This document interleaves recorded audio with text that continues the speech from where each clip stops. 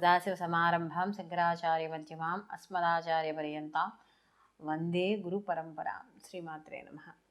ప్రేక్షకులందరికీ స్వాగతం.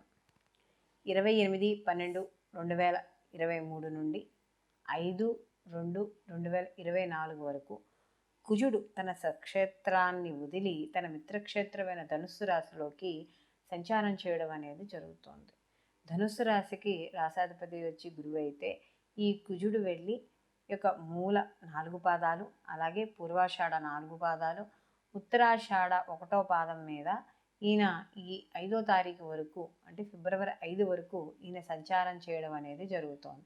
అయితే ఇక్కడున్న నక్షత్రాల్లో కానీ చూసుకుంటున్నప్పుడు ఈయనకి మూలా నక్షత్రము, అలాగే మనకి ఉత్తరాషాఢ నక్షత్రానికి వచ్చేటప్పటికి వీళ్ళిద్దరికీ మిత్ర నక్షత్రాలే కాబట్టి, అంటే ఆ యొక్క గ్రహాధిపతులు వచ్చే మిత్రులే కాబట్టి ఎక్కువ శాతం వీళ్ళకి అనుకూలంగా ఉండడం అనేది జరుగుతుంది. కాబట్టి ఈ యొక్క కుజుడు ధనుస్సు రాశిలో సంచారం చేయడం వల్ల ద్వాదశ రాశుల వారికి ఎటువంటి శుభ ఫలితాలు ఉండబోతున్నాయి, ఎటువంటి పనులు చేయవచ్చు, ఎటువంటి అశుభ ఫలితాలు ఉంటున్నాయి, ఎటువంటి పనులు చేయకూడదు అనే విషయాన్ని ఇక్కడ మనం తెలుసుకుందాం.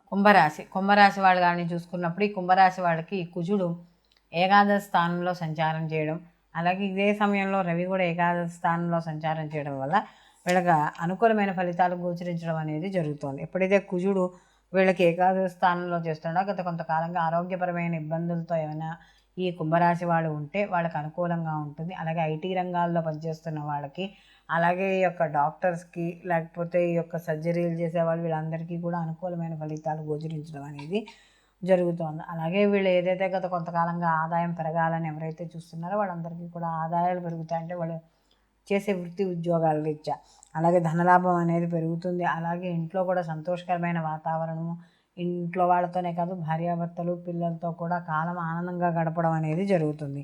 అలాగే నూతన వస్త్రాలు అలాంటివి కూడా కొనుగోలు చేసే ఆలోచనలు, లేదా ఎవరికైనా వస్త్ర ప్రాప్తి ఎవరైనా వీళ్ళకి పెట్టడము, ఇలాంటివన్నీ కూడా జరుగుతాయి. అలాగే ఎవరైతే నిరుద్యోగులు ఉన్నారో వాళ్ళకి ఉద్యోగం అనేది వస్తుంది. వివాహం స్త్రీ పురుషులు ఎవరైనా ఉంటే వాళ్ళు కూడా శుభవార్తలు వినడం అనేది జరుగుతుంది. సంతానపరంగా వృద్ధి, అలాగే వాళ్ళకి ఏదైనా పుత్రమూలక ఆనందము, ఇలాంటివి కూడా ఏర్పడే అవకాశం అనేది ఎక్కువగా కనపడుతుంది. ప్రతి పనిలోనూ కూడా చాలా ధైర్యంగా ముందుకు వెళ్ళడం, విజయ లక్ష్యాలతో ముందుకు వెళ్ళడం అనేది జరుగుతుంది. అలాగే ఇక్కడ ప్రతి పనిని కూడా చాలా ధైర్యంగా ఎదుర్కోవడం అనేది కూడా జరుగుతుంది.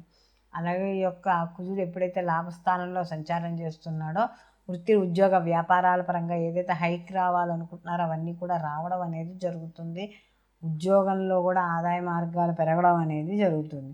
అలాగే బంధువుల్ని మిత్రుల్ని కలుసుకుంటారు, ఇష్టాగోష్ఠులు చేస్తారు.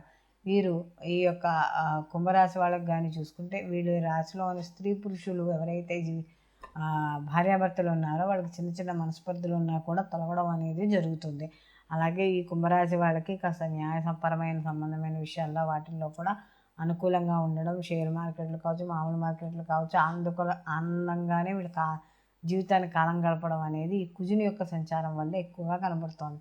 వీళ్ళు మరిన్ని మంచి ఫలితాలు పొందడానికి వీళ్ళు ప్రతిరోజు కూడా యొక్క సుబ్రహ్మణ్య ఆరాధన చేసుకోవడం, లేదా సుబ్రహ్మణ్య స్వామికి మనం స్వామివారికి విభూతితో పూజ చేస్తారు. ఆ విభూతిని తెచ్చుకుని ఇంట్లో పెట్టుకుని ప్రతిరోజు ఏదైనా ముఖ్యమైన పని మీద వెళ్ళేటప్పుడు లేదా పొద్దున్నే ఆ విభూతిని స్వీకరించడం, అలాగే వీళ్ళకు కూడా ఈ యొక్క మంగళవారం నియమాలు పాటించడం, అలాగే మంగళవారం నాడు ఎర్రటి పళ్ళని ఎవరికైనా దానం ఇవ్వడం, ఇలాంటి స్తోత్రాలు చదువుకోవడం, ఇలాంటివి చేయడం ద్వారా మరిన్ని మంచి ఫలితాలు పొందడం అనేది జరుగుతుంది. అయితే ఇప్పుడు మనం ఈ కుజుని యొక్క సంచారం వల్ల ద్వాదశ రాశుల వారికి ఏ విధంగా ఉంటుంది అనే విషయాన్ని మనం తెలుసుకున్నాం కదా. అయితే వీళ్ళకి ఈ యొక్క ప్రతి గ్రహానికి కూడా మనకి మార్పు చెందినప్పుడు కొన్ని గ్రహాలు ఒక నెలలో మారుతాయి, కొన్ని గ్రహాలు 45 రోజులకి, కొన్ని గ్రహాలు 18 నెలలు, ఇలా వాటి యొక్క నిడివిని బట్టి గ్రహాల యొక్క మార్పులు ప్రతి రాశిని మనకి ప్రతి రాశికి మార్పు చెందడం అనేది ఉంటుంది.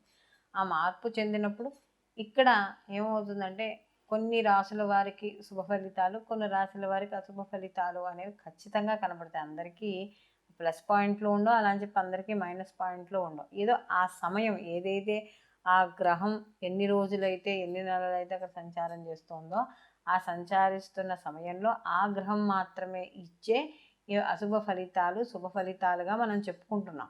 అయితే కానీ పూర్తిగా ఇవే ఫలితాలు పూర్తి స్థాయిలో ఉంటాయి అని చెప్పుకుందుకు లేదు. ఎందుకంటే దీంతో పాటుగా జన్మరాశి ఫలితాలు కూడా ఉంటాయి. అంటే మనం వ్యక్తిగత జన్మజాతకాలు కూడా ఉంటాయి కాబట్టి దీనితో పాటు వాటిని కూడా పరిశీలనలోకి తీసుకోవాలి ఈ యొక్క రాశులతో పాటు. కాబట్టి ఈ యొక్క మనం ఇందాక చెప్పుకున్నవన్నీ కూడా మీకు గోచార ఫలితాలతో పాటు మీ జన్మజాతకాలకు కూడా అనుసంధానం చేసుకుంటూ మాత్రమే ఈ యొక్క మీరు ఈ యొక్క వాటిని పరిశీలనలోకి అనేది తీసుకోవాలి.